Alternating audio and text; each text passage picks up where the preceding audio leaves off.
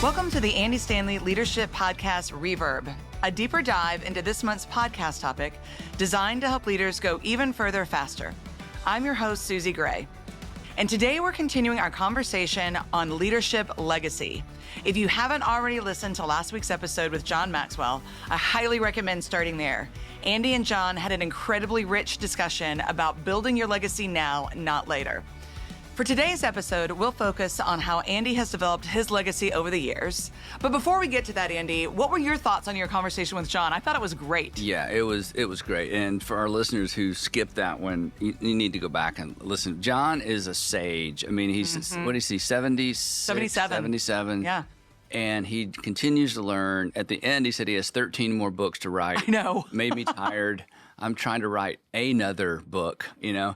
And then that statement he made that when you can afford to quit is when you can't afford to quit. Is that how he said it? Yes. You can afford to quit. His point was, you know, we think about finish lines and professional finish lines, you know, whatever, finish lines. And then he says, you know, if you have a finish line, then you're finished. Yeah. And leaders should never consider being finished. I almost brought this up in the conversation. My dad used to say it this way. He would say, I know, this was when he was in his 80s. He would say, I know when I sit down, I'm not going to get back up. It's like, I don't want to have a finish line. I don't want to quit. I don't want to retire. Why would I do that? And anyway, so it was a great conversation. And because I've known John for so many years, I feel like I know what his legacy is going to be. Yeah. And when I asked him what he wanted it to be, it's pretty much what people who know John know it's going to be. He just makes people better, and he's invested in people, and his legacy won't be an organization that he's built, and he's built several. Right. It's just going to be his investment in leaders, people, personally and globally. And so I loved what he said at the end. My name is John, and I'm your friend. He always says that. I know. Every time I've heard him speak, you know, when he's about to say something challenging or like he knows it might get people uncomfortable, he'll say, now, my name is John. I'm your friend. I'm your like, friend. okay, I'm not coming after you. I'm trying to make you better. You know, you may be tempted to take this the wrong way, but my name is John. I'm your friend. Your friend. It was great. So I believe, Susie, doing a podcast on the topic of legacy was your idea? It was. Yeah, because it wasn't my idea. And when you told me the topic, I at first thought, I don't know if I want to do this, because I have mixed feelings about choosing a legacy or leaning into or trying to develop a legacy. There's something on the surface, and I've backed up from what I'm about to say. There's something that seems a little bit self-serving about, I want my legacy to be, you know, like this thing that I'm shooting toward. The assumption being that when I'm gone, people are going to remember me. Because my assumption is when I'm gone, other than my grandkids, nobody's going to remember me, and nobody's going to remember most of us, which is a back door to the importance of legacy. Because as we talked about with John, legacy is different than reputation. Reputation is what people think of you now. Right. Legacy is what or who you leave behind. That's right. And it is actually, and again, I'm so glad you forced me into this thinking about this, because I just have had sort of a bad attitude about, you know, people want to have a legacy. We will all have a legacy. Definitely. And we should be intentional about it. And I've realized in preparing for the podcast and in talking to John that there's something selfish actually about refusing to think about legacy. Because refusing to think about my impact or your impact or anybody's impact, refusing to think about our impact on the next generation, or even if it's our family, is selfish. It's like, I don't need to worry about it. I don't need to bother with that. I just need to live for me. And when I'm gone, and it doesn't matter. It does matter. It does matter. Because there is a wake behind us relationally for everyone. Yeah. And if I'm not intentional, and if I say I don't care, and I'm not willing to give it any thought, you know, there's something selfish about that. So I just want to thank you publicly on the Leadership Podcast for forcing me into this to topic, talk about and think about legacy. And the first thing that comes to my mind is my children, because I think ultimately my children are my legacy. And I used to tell my dad this, because we would talk about the future, you know, as he, you know, his last 3 years or so, he was at home all the time, and I could just show up anytime, and we would have these fascinating conversations. Right. And I would say to him, as he talked about his ministry and all the stuff, I would say, well, and I would sort of tongue in cheek, I would say, I hate to break it to you, but I'm your legacy. Okay.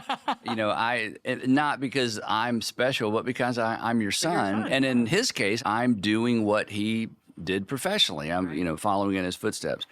So there's that reality. And I think every parent, regardless if you're in leadership or formal leadership, every parent needs to think about that. Yeah. Our kids are a legacy, which means to sacrifice at home in order to do something professionally that somebody else is going to do is a terrible trade-off.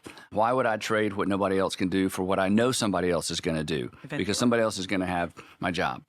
And I think what he shared about his conversation with Jack Welch, once Jack Welch left GE, the company, it didn't tank, but it certainly dipped. And he looked back and realized, I was all about the company. I wasn't really about the company. I was about the company while I was there, my reputation, but not necessarily about who's going to take it further, faster.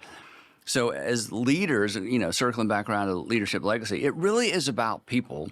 And it really is about being able to look back and see a group of people in terms of leadership who are better leaders because of our investment in them, either directly or indirectly. And that's the leadership legacy, is other leaders. Because even the most significant companies, eventually they go out of business, or they change names, or they change brands, or they change, and it's the leaders. We've had Frank Blake on the podcast. Mm-hmm. He talked a lot about this, about preparing the person to follow him at Home Depot. And now he's helped transition yet the person behind the person that followed him. And as I know Frank personally, Home Depot isn't his legacy. The leadership and the fact that the company thrived under his leadership and continued to thrive once he left, those are the kinds of things all of us should think about, because the leaders we invest in, some of them will actually work in the organizations we're in, but many of them are going to leave and do other things. And I've had the privilege of seeing both happen. People leave our organization and go on to do amazing things. And when you end well, that's part of legacy. Yeah. And you continue to have those relationships even though you don't want people to leave or they get better opportunities. That's leadership legacy. That's relational legacy. It goes back to what John said about our character and our integrity. Mm-hmm. And then that unfortunate reality that we will not be remembered necessarily for our finest hours, but our final hours. Yeah, it's very sobering. Yeah. And I'm not going to mention names, and I didn't want to with John, but, we know some men who did extraordinary things, but they did not end well morally, ethically. And when those names cross my mind, or people who know them or know what they did, unfortunately, it's how they ended. Right. And you hate to say that's their legacy, but their legacy is a warning to future leaders of what can happen. Well, nobody sets out to have, my legacy is to be a warning of what can go wrong. Right. That's nobody shoots for that, right? In fact, and the gentlemen, and they're, the three I'm thinking about were male.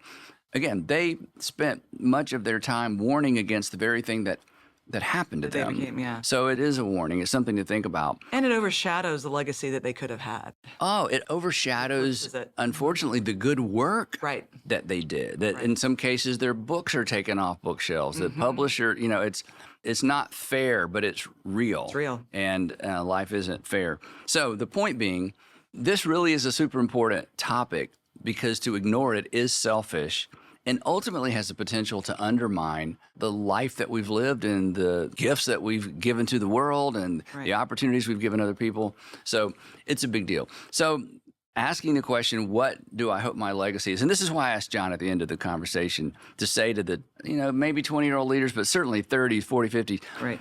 We at least need some idea. We need some sort of picture. It may change, every 5 or 10 years, but there needs to be something that we're thinking about, that when I'm gone, not what will people think about me? That's not the question.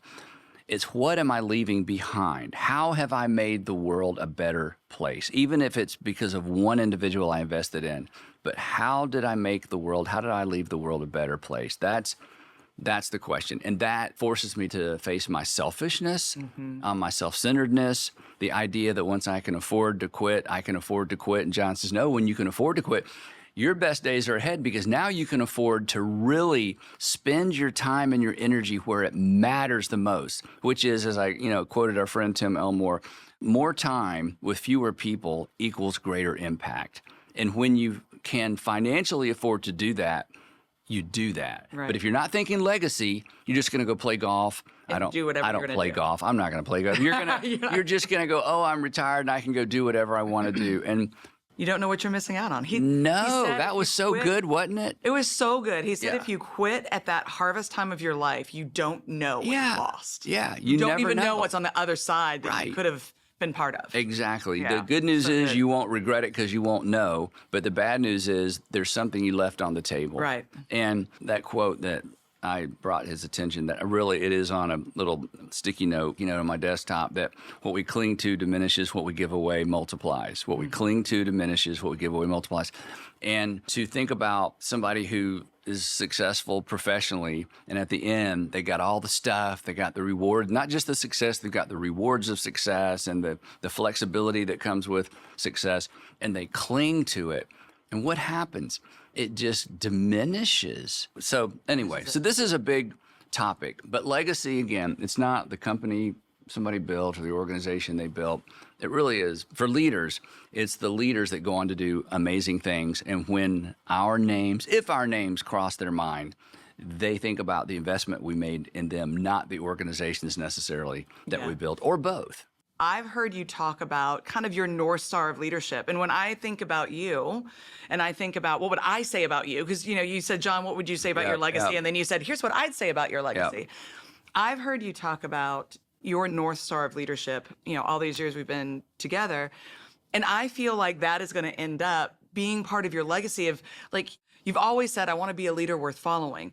But that's because you want to teach others what it means to have all of the things that you guys talked about, have, moral authority, have congruency between, what you say and what you do. All of those things make you a leader worth following.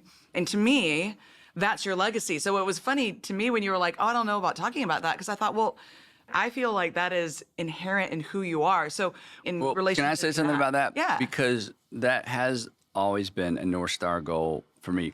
I never thought of that in terms of legacy, which was my miss. I just thought about it, I want to be a leader worth following when I'm no longer here, or people who used to work with us or with me, they'd be like, he wasn't the greatest leader, but because nobody's the greatest leader, but you know what? There was that integrity. But I never thought of that in terms of legacy. I just thought of it in terms of a goal. But that falls into that category, because Definitely. if I can leave that behind, if that's what's left behind me in terms of an example, and specifically, if I can dive a little bit deeper on that, in our world, there's a perception, and this is always going to be the case, that in order to really accomplish things or to accomplish great things, you have to be a bit of something I won't say out loud, on our podcast, that, it's always a guy, he's rough around the edges and he's rude, he's hard charging, and he doesn't really care about people. And there's always there's chaos everywhere he or she goes, but look at what they accomplished. And the assumption, especially for young leaders, if you're 30 years old or in your 30s, this is what you're going to be tempted to think. You're going to be tempted to think, I can either be a person of extraordinary integrity and politeness and others firstness and caring about people, or I can accomplish amazing things. But it's one or the other. It is not one of the or the other. It isn't. The problem is the rude, brash people get lots of attention because they're rude and brash and loud. But if you think that is a leadership strategy or that's critical to leadership success, you are 100% wrong. And I will predict your future for you. You may make a lot of money and you may build something big, but when your name crosses people's minds, they are not going to think good things about you, because it is about how you treat people. And you can treat people well and do great things. So my point is, it's tempting to think, not only is it okay to be that way, maybe it's necessary to be that way in order to accomplish something great or to lead in a great way. And it's just not. And in terms of legacy, I would hope that I would be an example of somebody who accomplished some great things, but didn't feel like I had to treat people poorly in order to, quote, get things done. You do leave some things on the table. You do walk away from some opportunities. You may possibly not accomplish as much. I don't know. I'm just guessing. But so what? what's most important? What's most You know, look in the eyes of your kids or your spouse or your best friends and say, hey, what's most important? And at the end of the day, that's legacy thinking. And honestly, this conversation kind of brought me full circle with that. So That's really great. Well, I can tell you your legacy will be being a leader worth following. unless Unless.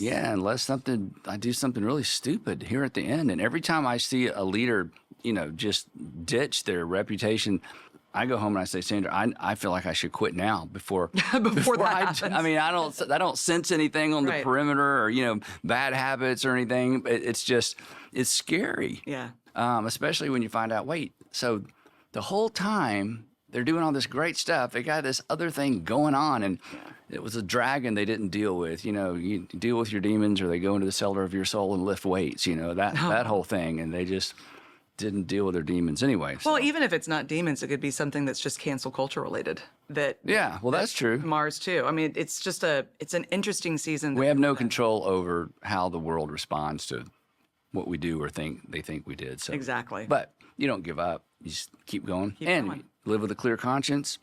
And if your children and your family respect you because they know you the most, know you best, you're good. You're good. It's when you're having to pretend at home or you're hoping what's at home doesn't become public, then, it will. It will. Just wait. So.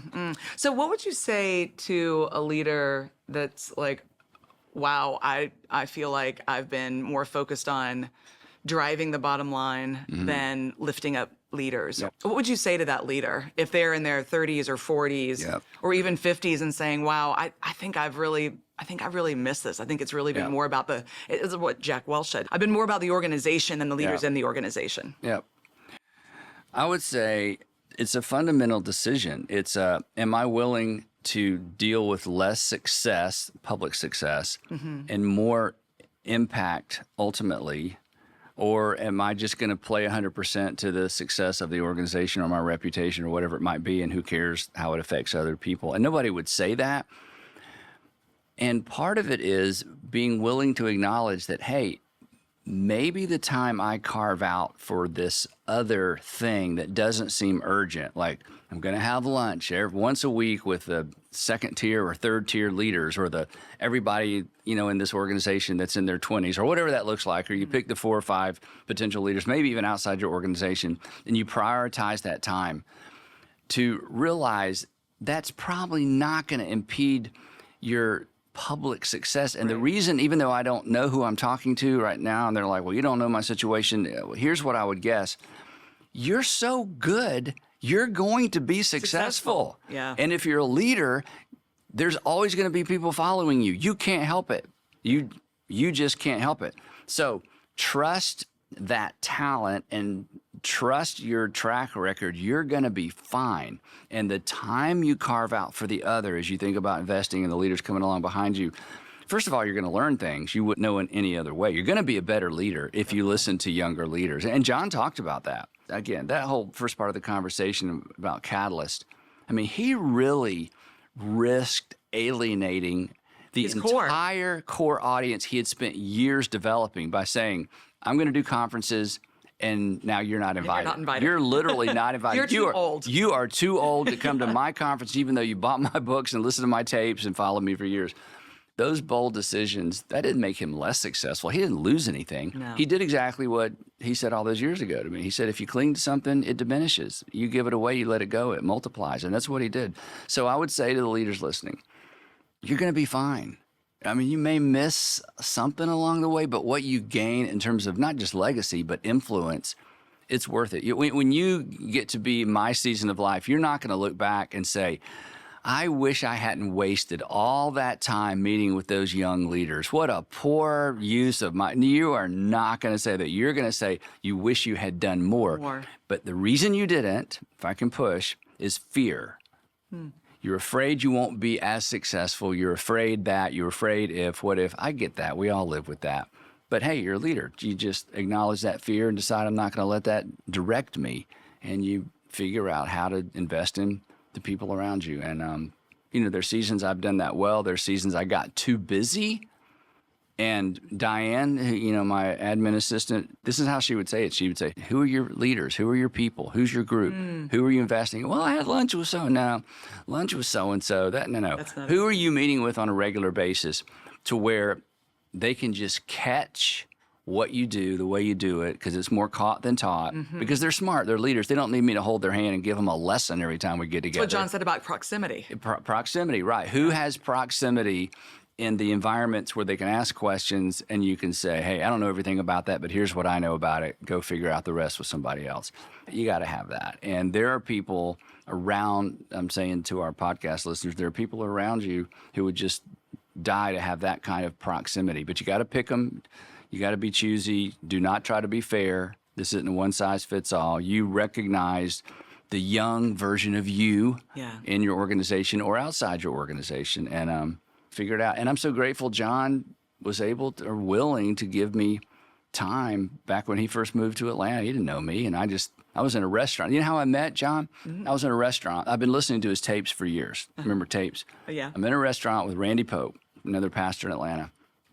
We're having lunch, and I hear John Maxwell's voice in the restaurant. Oh, you'd recognize the voice? Yes. And I stopped. I said, Randy, John Maxwell is in this restaurant. No lie. And I stood up and I looked around and I saw John. I went over and introduced myself. That's how I met John. I just heard his voice. Yeah. And then he just gave me opportunities, and I would call him and he'd just make himself available. And that's all I know about that. Well, that's amazing. And I think what this conversation reminds me of is it's really about being deliberate, thinking about... Deliberate's a great word. Thinking about... It's never urgent. Right. It's never urgent, but it has to be planned and it has to be deliberate. And it's thinking about, that future ahead, not just the task in front of you. So I think... and there's always a task in front of me. Always. Yes. Here comes Sunday. Here comes something. And anyway, go ahead. So that's an important reminder to me, and I'm sure that's an important reminder to all of our podcast audience. Yep. Well, Andy, thank you for being willing to talk about this topic of legacy. Thank you for making me talk about it. I can't wait to find out what you're going to make me talk about next. That's right. Be fascinating. That's right. Yeah. So before we leave, we have one ask, and that's to subscribe. By hitting follow on whatever app you listen to us on, you help us grow the audience, which helps us keep improving and bring great guests with great content. And be sure to visit the andystanley.com website, where you will find more resources to help you go further faster.